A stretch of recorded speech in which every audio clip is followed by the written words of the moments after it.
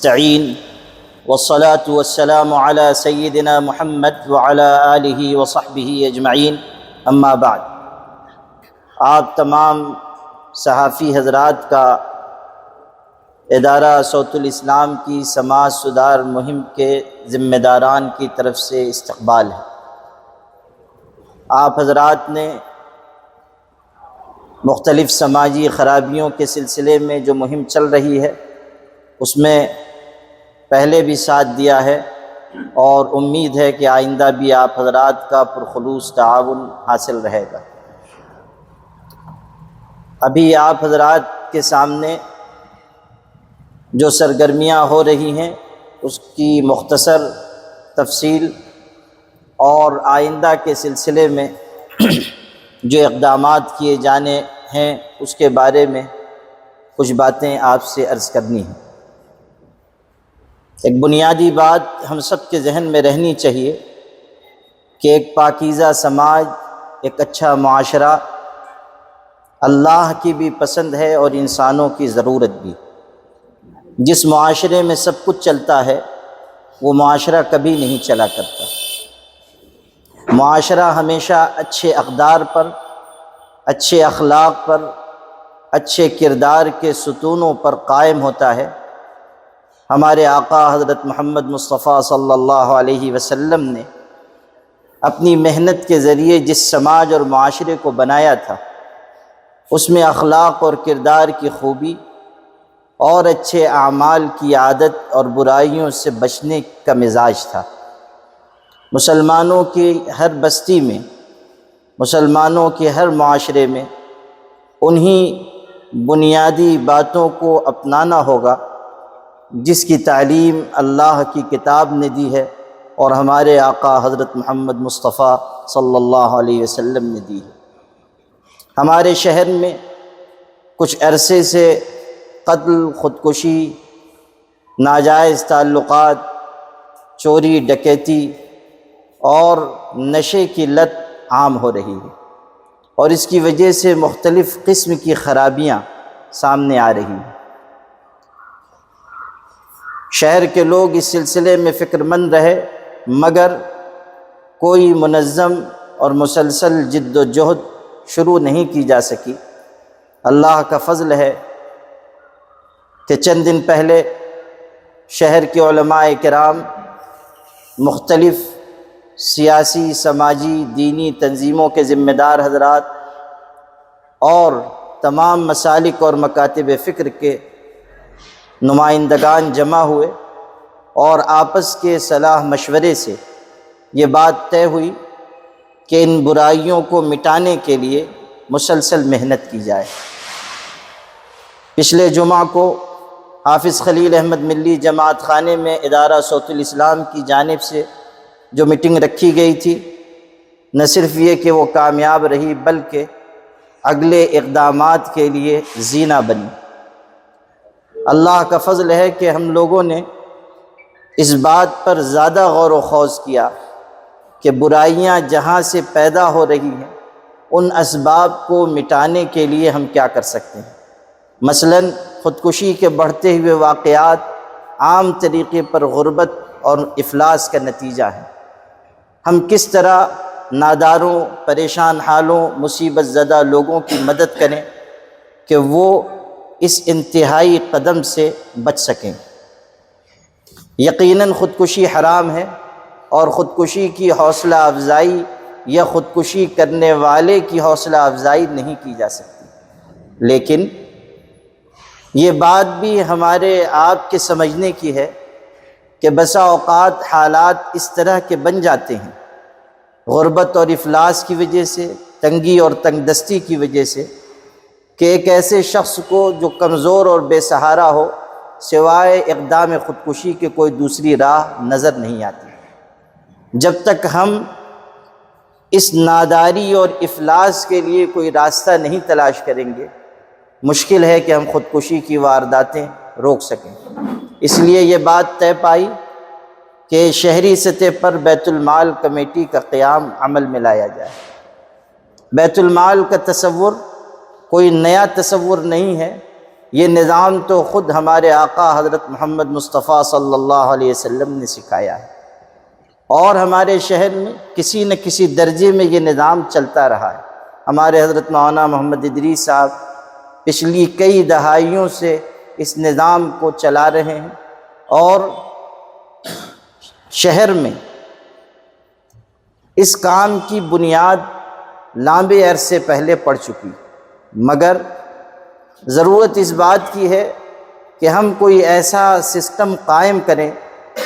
کہ جس کے ذریعے زیادہ افراد تک رسائی ہو، یا ناداروں اور پریشان حالوں کی ضرورت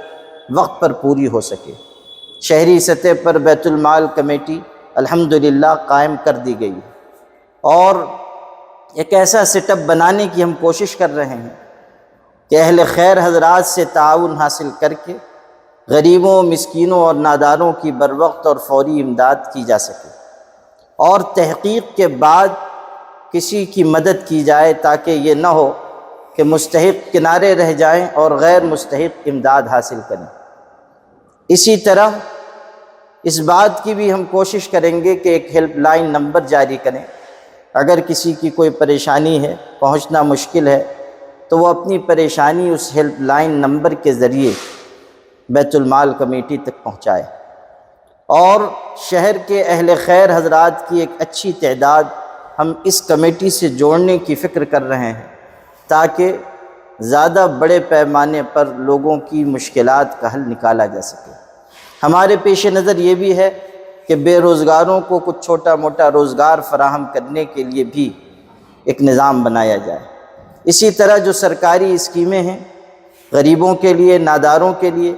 اور عام طریقے پر علم نہ ہونے کی بنیاد پر اس کا فائدہ مسلمانوں کو نہیں پہنچ پاتا،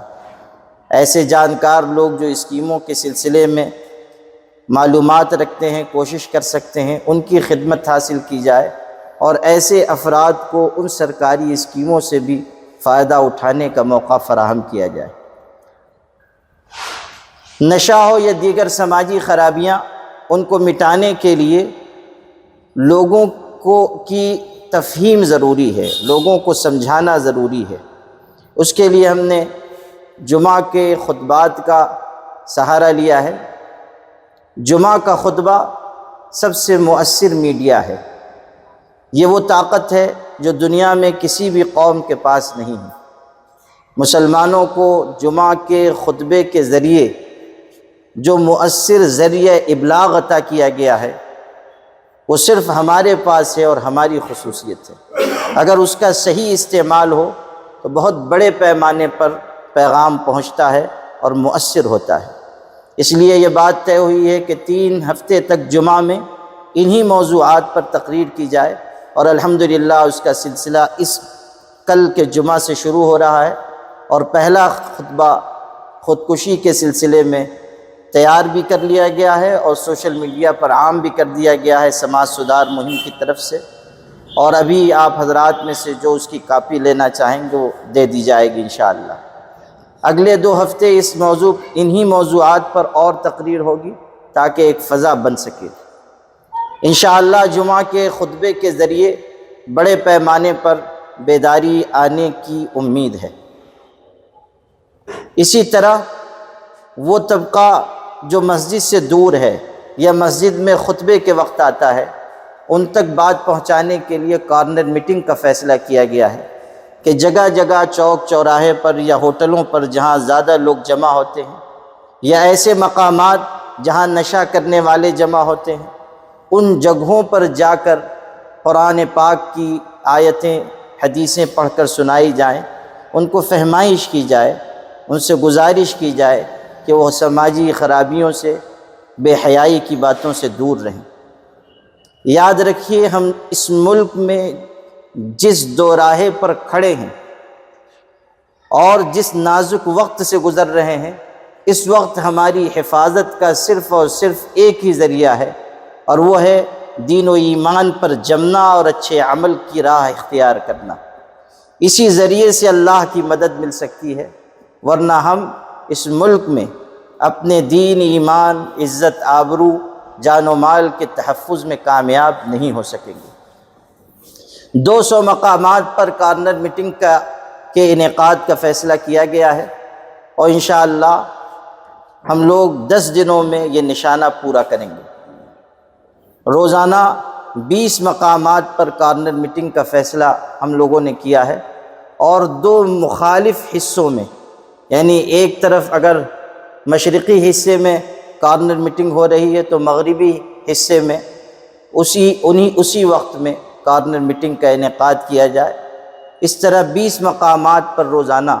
کارنر میٹنگ ہوگی۔ اس کا سلسلہ انشاءاللہ جمعہ سے شروع کیا جائے گا۔ ہم لوگ بدھ سے چاہ رہے تھے، لیکن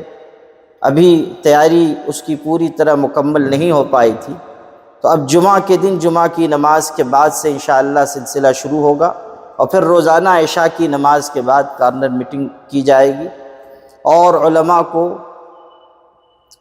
دین کا کام کرنے والوں کو، اچھی تقریر کرنے والوں کو ہم لوگوں نے اس میں رکھا ہے کہ وہ لوگوں تک بات پہنچائیں۔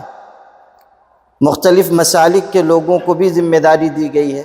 تاکہ ہر مسلک کے لوگوں تک بات پہنچ سکے، اور یہ ایک شہری مہم بنے جو مسالک، مکاتب فکر اور جماعتوں سے بالا تر ہو کر وحدت امت کے ساتھ خدمت انجام دے۔ اس سلسلے میں کارنر میٹنگ کے انعقاد کی ایک کمیٹی بنا دی گئی ہے، اور مفتی محمد عامر صاحب کو اس کی ذمہ داری دی گئی۔ جو شہری بیت المال کمیٹی قائم کی گئی ہے، اس میں بھی مختلف ارکان ہیں، اور ابھی اس کا دائرہ اور وسیع کیا جا رہا ہے۔ اس کی ذمہ داری شہر کے مشہور صنعت کار الحاج ضیاء حکیم صاحب کو دی گئی ہے۔ انشاءاللہ یہ حضرات اپنی اپنی ذمہ داری اچھی طرح نبھائیں گے، اور ہم شہریان کی بیداری کے اس نشانے میں انشاءاللہ کامیاب ہوں گے۔ نشے کے روکنے کے سلسلے میں یہ بات سامنے آئی کہ جب تک پولیس انتظامیہ کے لوگ اس میں اپنا کردار اچھی طرح نہیں نبھائیں گے، بات رکے گی نہیں، بات بنے گی نہیں۔ اس لیے میں نے پولیس انتظامیہ کے لوگوں سے کہا، یہاں بھی اور اوپر بھی، اور ایس پی صاحب نے ملاقات کر کے تفصیل جانی، اور مجھے خوشی ہے کہ انہوں نے اس پر فوری کارروائی شروع کی ہے۔ البتہ انہوں نے ایک بات یہ کہی کہ فوڈ اینڈ ڈرگس کے محکمے کی برانچ نہ ہونے کی وجہ سے جن لوگوں کو گرفتار کیا جاتا ہے وہ ضمانت پر چھوٹ جاتے ہیں، تو اس کی کوشش ہو کہ فوڈ اینڈ ڈرگس محکمے کی برانچ یہاں قائم ہو۔ چنانچہ میں نے چیف منسٹر کو بھی خط لکھا ہے، جو ابھی بھیجا جانا ہے، اور ڈپٹی چیف منسٹر کو بھی، اور جو اس محکمے کے منسٹر ہیں راٹھور نام کے، ان کو بھی متوجہ کیا جا رہا ہے۔ میں نے ان سے ٹیلی فون پر بھی بات کرنی چاہی تھی، اور ہوا تو ایک اچھا وفد بھی ان کے پاس بھیجا جائے گا، اور امید ہے کہ بہت جلد انشاءاللہ فوڈ اینڈ ڈرگس کی برانچ ہم یہاں شہر میں قائم کرنے میں کامیاب ہوں گے، اور اس سے نشے کے سلسلے میں روک لگے گی۔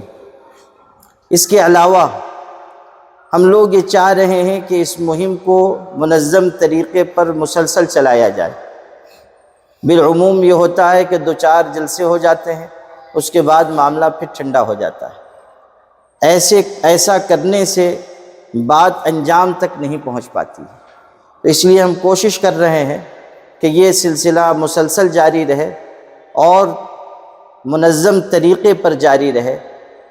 شہر کے اداروں، کلموں اور تنظیموں کو بھی برابر اس سے جوڑا جا رہا ہے، اور مجھے خوشی ہے کہ شہر کے ادارے، تنظیمیں، کلبیں، اسی طرح مختلف مسالک، مکاتب فکر کے ذمہ دار حضرات کا بھرپور تعاون مل رہا ہے،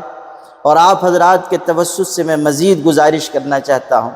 شہر کے اداروں اور تنظیموں کے ذمہ داران سے، نوجوانوں سے، کہ اس مہم کو وقتی مہم نہ سمجھیں، ہم لوگ اس میں برابر اپنی محنت جاری رکھیں، اللہ سے پر امید رہیں، اور یہ یاد رکھیں کہ خلوص کا کام کبھی نہیں رکتا، نمائش کا کام سدا نہیں چلتا۔ اگر ہم خلوص کے ساتھ قدم آگے بڑھائیں گے، انشاءاللہ کامیابی قدم چومے گی۔ آپ تمام حضرات سے بھی میری گزارش ہے کہ اللہ نے آپ لوگوں کو جو ذریعہ دیا ہے، چاہے الیکٹرانک میڈیا کے لوگ ہوں، چاہے پرنٹ میڈیا کے لوگ ہوں، آپ تمام حضرات اپنے اپنے ذریعے سے اس مہم میں ہمارا ساتھ دیں، ہاتھ بٹائیں، اللہ آپ کو اس کا اجر نصیب فرمائے گا انشاءاللہ۔